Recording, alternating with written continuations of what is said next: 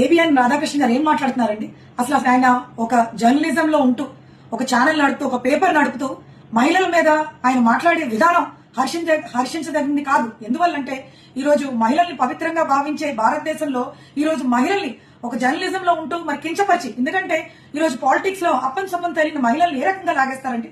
మరి మనందరికీ తెలుసు, లాస్ట్ వీక్ జగన్మోహన్ రెడ్డి గారు ఒక ప్రెస్ మీట్ పెట్టి ఈ రోజు రాష్ట్రం అప్పుల పాలైపోయింది, రాష్ట్రంలో నిధులు లేవు, సో ఖచ్చితంగా ఇన్ని అప్పులు తీసుకొచ్చి రాష్ట్రానికి ఒక పర్మనెంట్ ఇన్ఫ్రాస్ట్రక్చర్ తేవాలంటే ఎంతో కష్టమైన పని అనే విషయం మనందరికీ తెలిసిందే. సో మనకున్న ఫెసిలిటీస్, మనకున్న రిసోర్సెస్ తో మనం మావిగన్ అని చెప్పి మచిలీపట్నం, విజయవాడ, గుంటూరు యొక్క సరిహద్దుల్లో ఒక మంచి క్యాపిటల్ ఏరియా మనం అందరూ నిర్మించుకుంటే బాగుంటుందని చెప్పి ఒక ప్రతిపాదన చేశారు.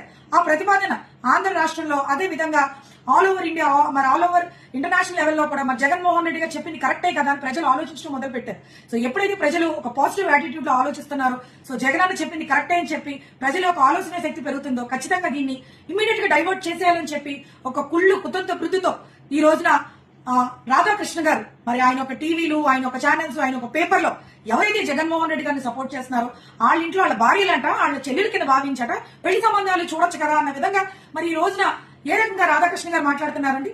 ఈ రోజు పాలిటిక్స్ లో అపంచపం జరిగిన మహిళలు లాగేస్తారా? ఈ రోజు మహిళలను గౌరవించాలి తప్ప ఈ రోజు మహిళల్ని పాలిటిక్స్ లోకి లాగేసి మరి మనం చూసాం, కూటమి ప్రభుత్వం అధికారంలోకి వచ్చిన వెంటనే ఆ కలియుగ దైవమైన శ్రీ వెంకటేశ్వర స్వామిని మరి పాలిటిక్స్ లోకి లాగేస్తారు. అయిపోయింది. వెంకటేశ్వర స్వామిని చాలా కాలం నుంచి కథలు పాలిటిక్స్ లోకి లాగిన విషయం అయింది. ఏం జరిగినా అన్నది మనకందరికీ తెలిసిన విషయం.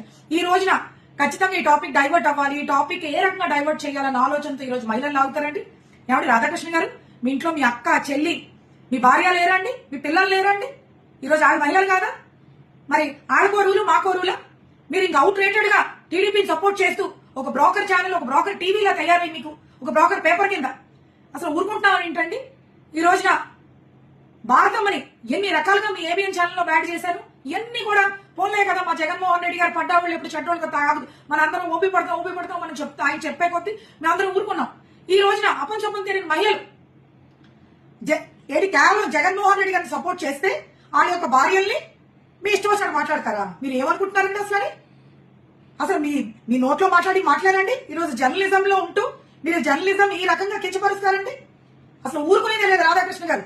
ఖచ్చితంగా మీరు ప్రెస్ ముందుకు వచ్చి క్షమాపణ చెప్పాలి. నేను ఎప్పుడు కూడా ఏ మహిళని ఇలా మాట్లాడను, పొరపాటున రాశాను, పొరపాటున ఛానల్లో పెట్టి పబ్లిష్ చేశానని చెప్పి మీరు ఖచ్చితంగా వచ్చి క్షమాపణ చెప్పాలి.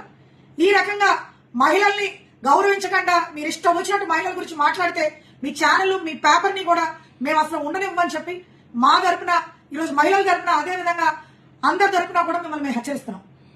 మరి హోమ్ మినిస్టర్ గారు అనిత గారు ఇందాకే చూశాను, మరి ఆ మాట్లాడిన మాటల్లో ఏముందిలే అన్నట్టు మాట్లాడుతున్నారు.